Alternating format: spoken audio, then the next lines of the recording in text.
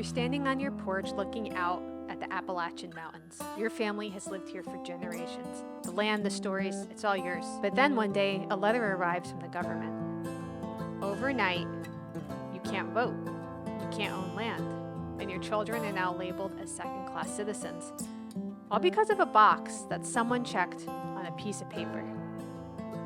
This is what happened to the Melungeons. Hi, I'm Danielle Romero. Welcome to my channel where we talk about American identity and family stories. So their name alone has sparked debate. Some say it comes from a French word that means mixture. Others claim it's Portuguese or even African in origin. But what we do know is for centuries, the Melungeons were living in the Appalachian region. Their ancestors were blending cultures and bloodlines long before the rigid racial hierarchies of America took hold. But in particular, we're going to talk about a group that was in Newman's Ridge, Tennessee. They were farmers, landowners, neighbors. They didn't fit neatly into the categories of black and white, and in their isolation, they didn't have to. Why were there so many Melungeons in Tennessee?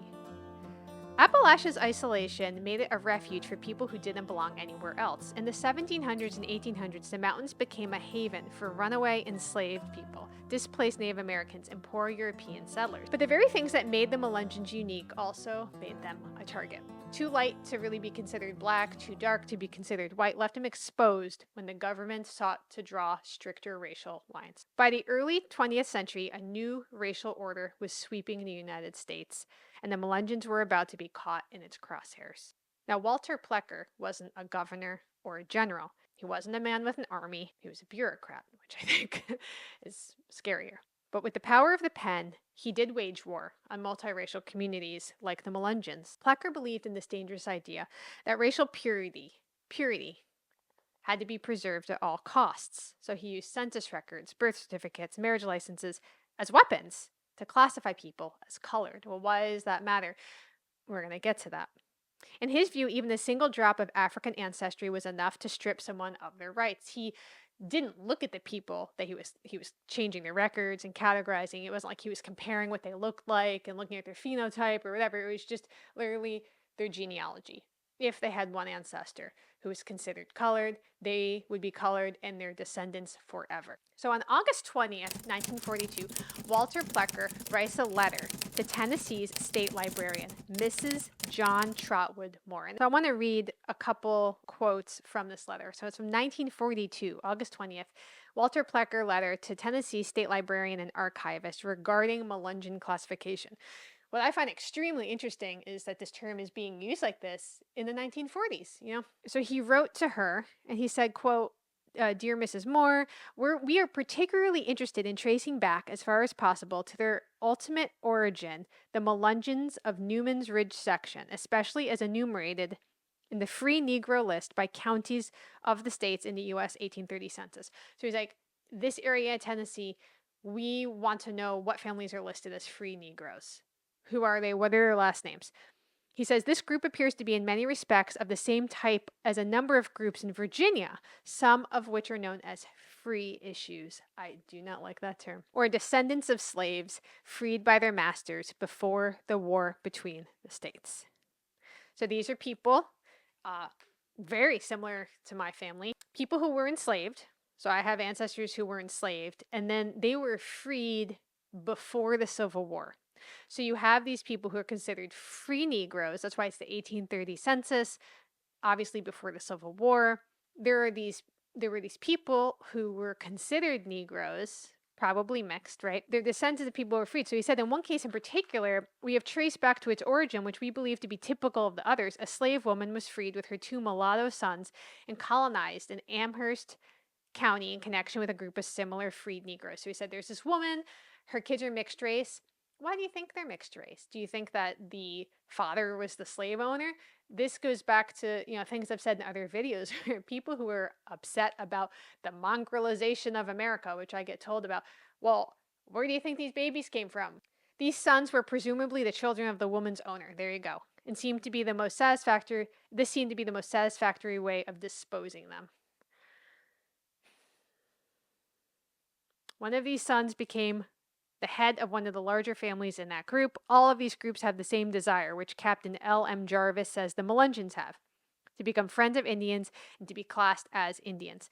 He referred to the effort which the Melungeon group made to be accepted by the Cherokees, apparently without great success. It is also interesting to know the opinion expressed by Captain Jarvis that these freed Negroes migrated into that section with the white people. That is perfectly natural, as they have always endeavored to tie themselves up with closely as possible either with the whites or Indians, and they're striving to break away from the true Negro type. We have found, after very laborious and painstaking study of records of various sorts, that none of our Virginia people now claiming to be Indian are free from Negro admixture, and they are therefore, according to our law, classified as colored.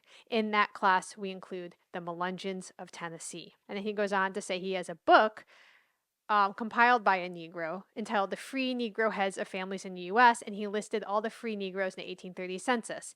Some of the names include Collins, Gibson, Minor, Moore. Like these are names I see in my family tree.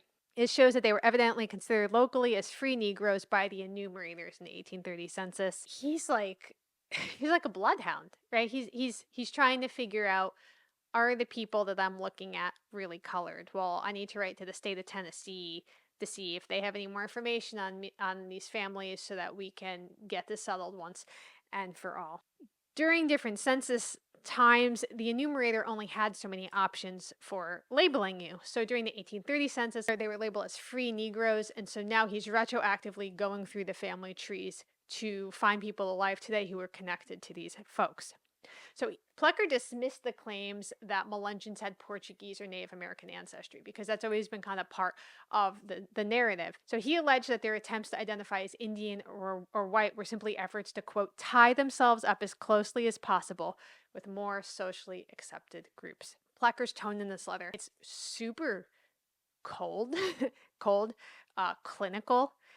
He's referring to the Melungeon ancestors like data points to be sorted out. Actions had real consequences on real people.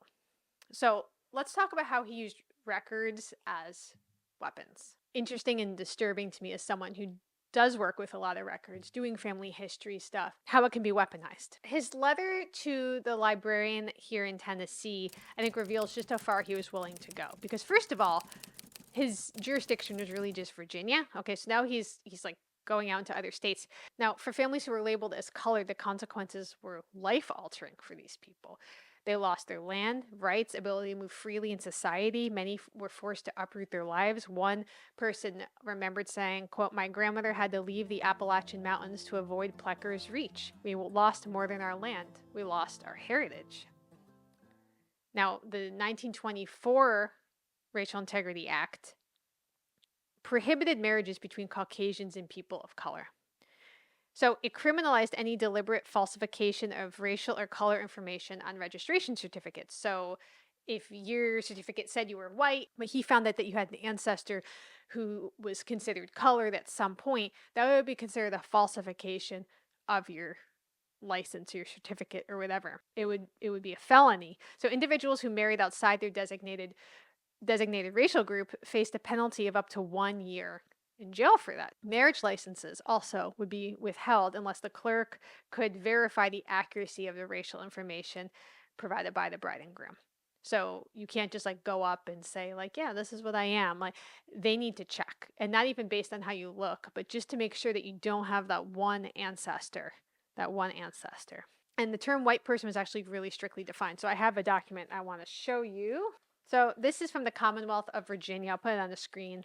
Application for a marriage license. So you have to fill out your information, say you're free from these diseases, you're not a habitual criminal, idiot, imbecile, epileptic. You have to be white. It says at the bottom, a white person under Chapter 371 Acts of the 1924 Assembly is one with no trace whatsoever of colored blood.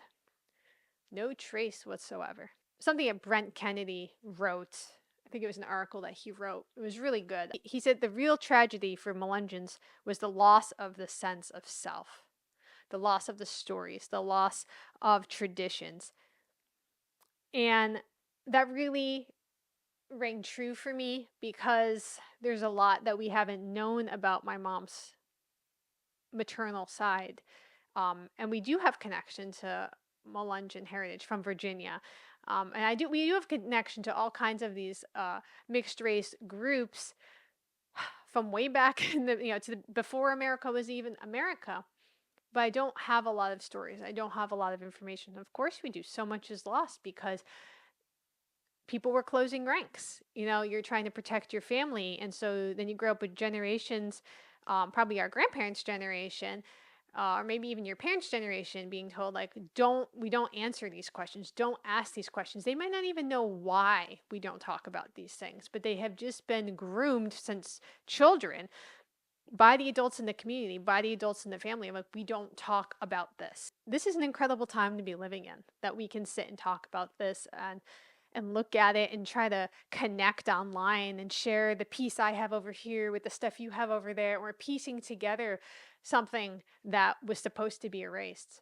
This is really powerful work we're doing together. It really is. This is incredible. And I'm so grateful to get to do this here with you, because so much work went into trying to erase families or family stories. If you'd like to see any of the videos that I've done on the Melungeons, interviews with folks who are connected to those communities, I'll leave a link in the playlist below. Let me know what you think.